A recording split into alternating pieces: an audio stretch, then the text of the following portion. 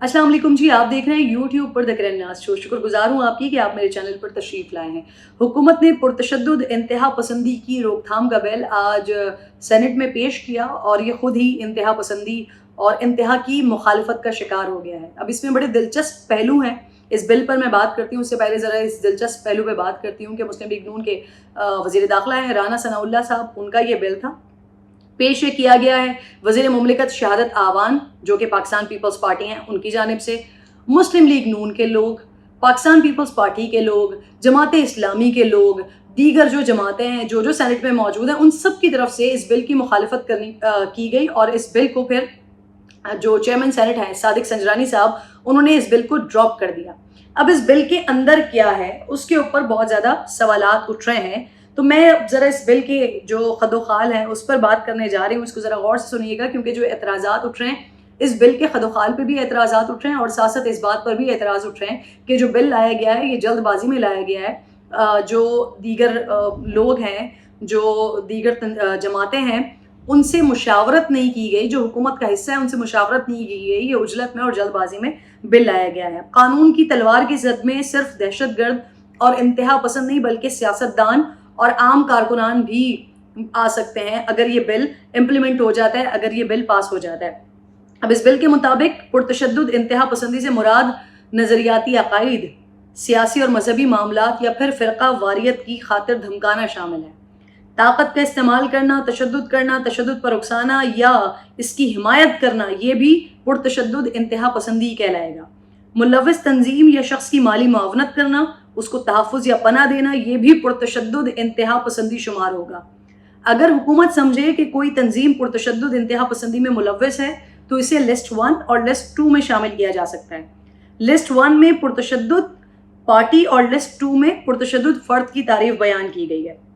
अच्छा जी, अब पहली फहरिस्त में यानी कि लिस्ट 1 में उस तंजीम को शामिल किया गया है जो इंतहा पसंदी में मुलव्विस हो, उसका सरबरा खुद पुरतशद्दुद हो या तंजीम नाम बदल कर दोबारा मंजर आम पर आई हो। और जो लिस्ट 2 है उसमें ऐसे शख्स को शामिल किया गया है जो खुद पुरतशद्दुद इंतहा पसंदी में मुलव्विस हो, पुरतशद्दुद इदारे का सरबरा हो, हिस्सा हो या पुरतशद्दुद इदारे की माली मुआवनत करता हो। हुकूमती बिल में नाज़रीन ये भी तजवीज़ किया गया है कि हुकूमत पुरतशद्दुद फ़र्द और पुरतशद्दुद तंजीम की मीडिया तक रसाई पर या कवरेज पर पाबंदी लगा सकेगी। पुरतशद्दुद शख्स और तंजीम के सरबराह की पाकिस्तान के अंदर नकलो हरकत पर पाबंदी भी हुकूमत लगा सकती है। ये अख्तियार फिर हुकूमत के पास होगा। हुकूमत पुरतशद्दुद तंजीम के असासों की छानबीन कर सकेगी। पुरतशद्दुद तंजीम के सरबराह, ओहदेदारान और अराकीन की सरगर्मियों पर नज़र रख सकेगी। तंजीम के सरबराह, ओहदेदारान और अराकीन के बैरून मुल्क सफ़र पर पाबंदी लगाते हुए पासपोर्ट जब्त कर सकेगी। तंजीम के असासे, प्रॉपर्टीज़, बैंक अकाउंट्स को मुंजमद कर सकेगी। कोई मालियाती इदारा पुरतशद्दुद तंजीम के सरबराह, ओहदेदारान और अराकीन की माली मुआवनत नहीं करेगा। हुकूमत पुरतशद्दुद शख्स को इलाका बदर या इलाका ना छोड़ने के हवाले से भी पाबंद कर सकेगी। इस बिल के बाद पुरतशद्दुद शख्स, उसके अहले खाना और रिश्तेदारों के असासों की छानबीन भी हुकूमत कर सकेगी। ये अख्तियार भी हुकूमत के पास होगा। पुरतशद्दुद शख्स को इंतहा पसंदी के तदारुक की तरबियत देगी। ऐसे शख्स को और तंजीम को इलेक्शन लड़ने की इजाज़त भी नहीं होगी। कानून के तहत केसेस जो हैं वो सेशन कोर्ट में चलाए जाएंगे। जुर्म नाकाबिल ज़मानत होगा और फिर इसका ट्रायल भी लाजमी होगा। इंतहा पसंदी के मुर्तकिब शख्स को 3 से 10 साल तक सज़ा और 20 लाख रुपए तक जुर्माना होगा। जो भी कानून की खिलाफ वर्जी करेगा उसको 1 से 5 साल तक कैद और 10 लाख रुपए जुर्माने की सज़ा दी जा सकेगी। पुरतशद्दुद इंतहा पसंदी में मुलव्विस तंजीम पर 50 लाख रुपए तक जुर्माना होगा जबकि तंजीम तहलील कर दी जाएगी। साजिश में मुलव्विस, उसके मावन और उकसाने वाले को भी 10 साल तक कैद और 20 लाख रुपए जुर्माना होगा। मुजरिमों के सहूलतकारों को कैद और जुर्माने का सामना करना पड़ेगा। हुकूमत फहरिस्त में शामिल शख्स या तंजीम के सरबराह और अराकीन को गिरफ्तार करके 90 रोज तक हिरासत में रख सकती है, जबकि इसको बढ़ाकर 1 साल तक ले जाने का इख्तियार भी होगा। हुकूमत पुरतशद्दुद तंजीम या इदारे के रवैये को देखकर उन्हें लिस्ट 1 या 2 से निकालने का दोबारा जायजा ले सकती है। मुतासरा तंजीम या फर्द 30 रोज तक जायजा कमेटी के सामने दरख्वास्त दायर कर सकेगा और दरख्वास्त मुस्तरद होने पर हाई कोर्ट में अपील का इख्तियार भी होगा उसके पास। अच्छा जी, मुताल्लिका महकमा किसी भी वक्त मुताल्लिका शख्स या तंजीम को लिस्ट से निकाल सकता है। डी लिस्ट होने के बाद फर्द या तंजीम पर 6 माह तक नजर रखी जाएगी और इसमें توسیع بھی کی جا سکتی ہے. اب سینٹ میں اس بل پر بڑا ہنگامہ ہوا. سینیٹر عرفان صدیقی ہیں, ان کی جانب سے کہا کہ مسلم لیگ نون بھی کل اس کا شکار ہو سکتی ہے, کیونکہ آبویسلی ابھی آپ حکومت میں ہیں, ابھی آپ یہ بل لے کر آ رہے ہیں, لیکن کل یہ آپ کے اپنے گلے پڑ سکتا ہے. جے یو آئی کے سینیٹر کامران مرتضیٰ صاحب معاف کیجیے گا, ان کی جانب سے یہاں تک کہا گیا ہے کہ اس بل کے ذریعے آپ اپنے ہاتھ کاٹ رہے ہیں, یہ سب کے لیے مصیبت بنے گا. نیشنل پارٹی کے طاہر بزن جو انہوں نے بھی بل کے اوپر بات کی, انہوں نے کہا ہے کہ بل میں اعتماد میں نہیں لیا گیا. اس پر انہوں نے شکوے کا اظہار کیا اور کہا ہے کہ بدقسمتی سے ہمارے اتحاد کے تمام جو بڑے فیصلے ہیں وہ مسلم لیگ نون اور پاکستان پیپلز پارٹی کر رہی ہے. اور پھر ساتھ میں انہوں نے یہ بھی کہا کہ یہ بل جمہوریت پر حملہ ہے. جماعت اسلامی کی جانب سے کہا گیا ہے کہ بل کو پی ٹی آئی پر پابندی کا بل قرار دے رہے ہیں. وہ سینیٹر مشتاق احمد کہہ رہے ہیں کہ یہ بل پارلیمنٹ کے ذریعے جمہوریت کی تدفین ہے. پی ٹی آئی کے سینیٹر جو ہیں ہمایوں محمد, وہ کہہ رہے ہیں کہ لگتا ہے کہ تحریک انصاف کو عام انتخابات سے روکنے کا بل ہے. کیا واقعی یہ پاکستان تحریک انصاف پر پابندی لگانے کے لیے بل ہے؟ کیا مسلم لیگ نون اور Pakistan Peoples Party P T I کو الیکشن سے باہر کرنا چاہتی ہے؟ ایک کے بعد ایک متنازع قانون سازی اور جلد بازی ہو رہی ہے آبویسلی, جو کہ ہمارے سامنے آ رہی ہے.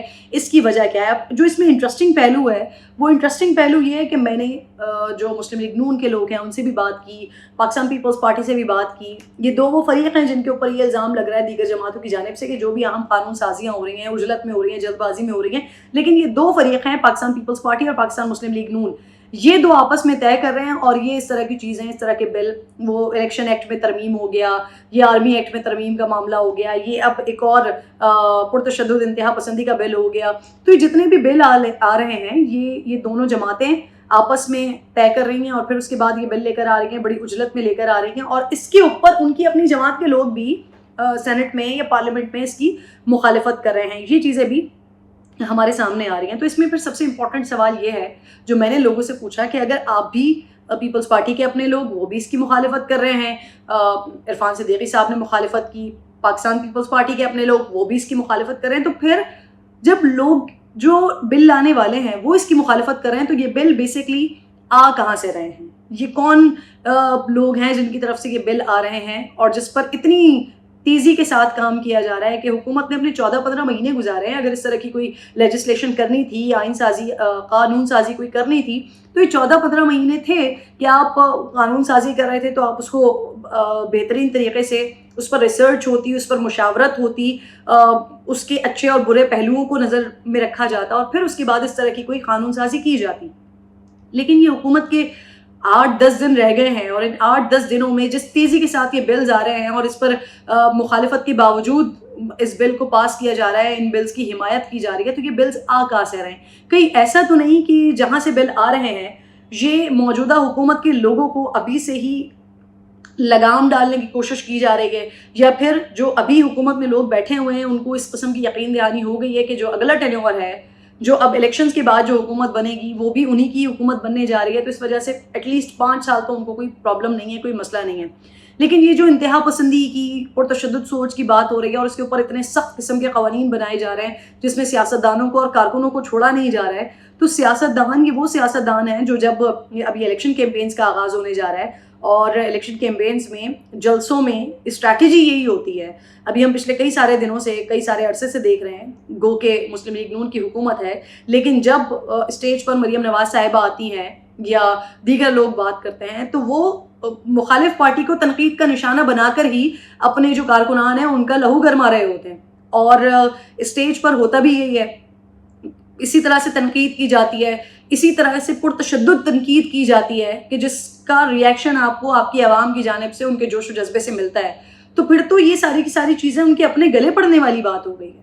یہ حکومت اپنے لیے ہی گڑھا کھود رہی ہے. اور سب سے امپورٹنٹ بات یہ کہ اگر یہ حکومت کے لوگ, یہ پاکستان پیپلز پارٹی کے لوگ, یہ مسلم لیگ نون کے لوگ یا جماعت اسلامی کے لوگ یا جے یو آئی فے کے لوگ, جب ان کی مشاورت نہیں ہے, اے این پی کے لوگ, جب ان کی طرف سے یہ کہا جا رہا ہے کہ ان کو مخالفت ہے, وہ مخالفت کر رہے ہیں, تو پھر یہ تمام بلز آ کہاں سے رہے؟ کیا یہ وہیں سے تو نہیں آ رہے جو, کیونکہ اس وقت جو ساری سچویشن بنی ہے, جو ایک حکومت ہوئی اور اس حکمران کی حکومت جانے کے بعد وہ جس طرح سے اسٹیبلشمنٹ اور ملک کے مختلف اداروں کے خلاف ہو، جس طرح سے انہوں نے باتیں کی، تو کیا یہ آنے والے وقت کے لیے کوئی پیش بندی تو نہیں ہے، کوئی منصوبہ سازی تو نہیں ہے کہ یہ جو لوگ ہیں، یہ جو موجودہ حکومت کے لوگ ہیں، کیونکہ اس سے تاثر تو ایسا مل رہا ہے کہ شاید پاکستان تحریک انصاف پر مکمل طور پر پابندی لگانے کے لیے، ان کو الیکشن سے آؤٹ کرنے کے لیے یہ ساری چیزیں ہو رہی ہیں.